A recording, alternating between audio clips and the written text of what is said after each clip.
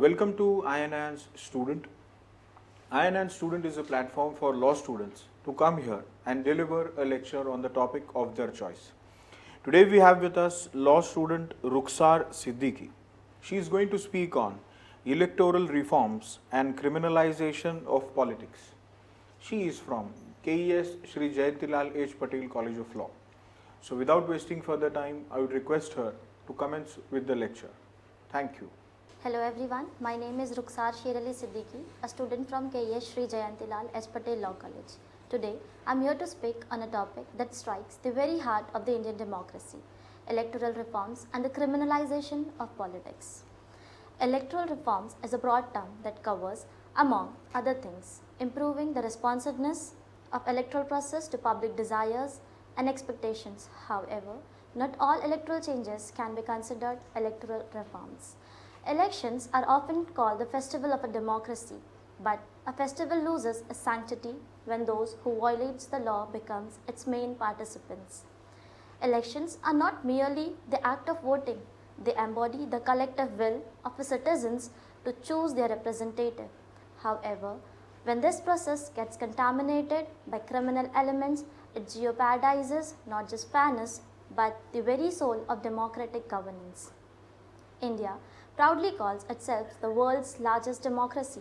We celebrate elections with enthusiasm, campaigns with slogans, and results with fireworks. But behind this celebration lies a disturbing truth. A large number of our lawmakers face serious criminal charges. जब रक्षक ही भक्षक बन जाएं, तो न्याय की उम्मीद कहाँ से लाएं? What do we actually mean by the criminalization of politics? Criminalization refers to the entry and growing influence of a person with criminal antecedents into a political system, especially the legislatures. These are not the minor offences, these are the individuals that are accused or convicted of offences such as murder, extortion, corruption, kidnapping. According to the data from the Association of Democratic Reforms, the legislatures and nearly 40 to 45% of the MPs and MLAs are held or accused or convicted to be the guilty of offences such as criminal offences such as murder, extortion and crimes. Why this is a serious threat? Because we have heard a quote of Lord Acton that power tends to corrupt and absolute power corrupts absolutely. When criminal elements enter politics, laws are framed to protect the powerful. Investigations are influenced, justice is delayed or denied. This led to erosion of public faith, especially among the youth who begin to believe that honesty has no place in politics. The fight against the criminalization of politics gained momentum primarily through judicial intervention by the landmark judgment of Union of India versus the Association Reforms, Democratic Reform 2002. In this, the court held that voters have the fundamental rights to know under Article 19(1)(a), that is, freedom of speech and expression. Candidates must disclose the criminal cases, assets and liabilities, educational qualification. This judgment transformed elections from secrecy to informed participation. Earlier, convicted MPs and MLAs could continue in the office by filing an appeal. But in the Lily Thomas versus Union of India 2013, Supreme Court struck down this protection and held immediate disqualification upon conviction. No special privilege for lawmakers. Because law is equal for everyone, so how can a lawmaker be supreme of that? But a harsh reality. Political parties often defend their choices by saying the candidate is popular, the case is false, everyone has cases these days. Even after the intervention of the judiciary and the disclosure of the candidates to be mandated, I personally experienced during the time of the nomination of election filing, I closely observed that how a law operates.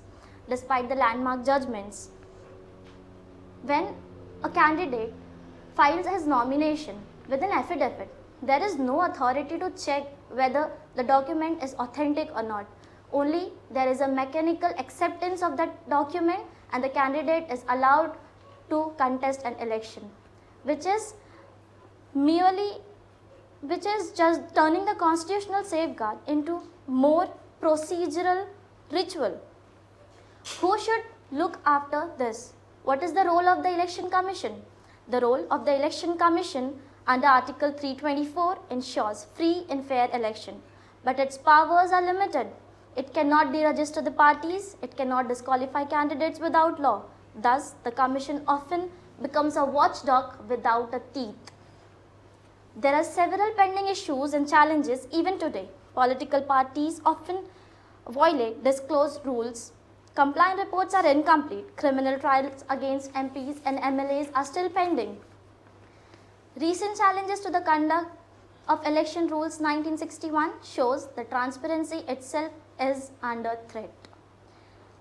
Recently, questions were raised about the voter list having names of dead people and duplicate voters. To fix this, the Election Commission started a special intensive revision, that is SIR, in states like Bihar and Uttar Pradesh. The intention is good, but on the ground it has become very tough. Common people are asked for documents again and again. Many genuine voters fear their names be removed just because they cannot complete the procedure in time. Even the BLOs, that is the booth level officers, are under huge pressure to verify thousands of voters within a short deadline. So, what we see again is that the solution chosen is procedural and not practical. Instead of easing access to the right to vote, the process unintentionally makes it harder.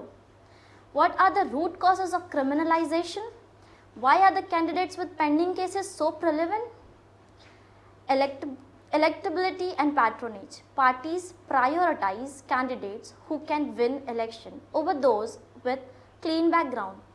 Delayed judiciary, that is slow trials, allow accused politicians to contest repeated elections. Resource advantage. Wealthy or influential accused can wield power over electoral outcomes. To clean Indian politics, we need fast-track courts for cases involving MPs and MLAs, strict punishment for parties violating disclosure norms, greater transparency in political funding, empowering the Election Commission, voter awareness and ethical voting. I would like to share a personal experience that shaped my understanding of a democracy during the recent BMC election. I was actively involved in the political campaign, meeting peoples, listening to their concerns and presenting before them. A candidate whose background was clean, whose intentions were pure and honest, and whose commitment to the public service was genuine. Yet, when results came, something striking became very clear. Many voters did not choose based on character, capability or integrity. Instead, the choice was guided by a familiarity and a fear, by the fact that another candidate happened to be a relative of a sitting MLA. Electoral reforms and criminalization of politics are not merely issues of law or procedure. The judiciary has repeatedly raised its voice, reminding us that democracy survives not on power but on probity, transparency and accountability. Through landmark judgments, the Supreme Court has attempted to eliminate the dark corners of our electoral system. Yet, courts can only interpret the law. They cannot replace political will. When voters reject criminality, politics will be forced to reform. Because every vote is a question and every election is a test. A clean democracy is not created overnight, nor it is imposed by courts alone. It is built gradually. At the end, I would like to say, the ballot is stronger than the bullet, but only when used wisely. With this, I thank you all. Rukhsar, first of all, we will congratulate you because you have taken such a sensitive topic and a very needed topic, and we are really happy that at the student level you are trying to speak on a topic on which बहुत बड़े बड़े लोग बड़ा बड़ा बात करते हैं, but we are really happy that this particular topic you touched in your student level. So I think we will expect a very good lawyer from you when you start practicing in that. A small token from Hammurabi to you. Thank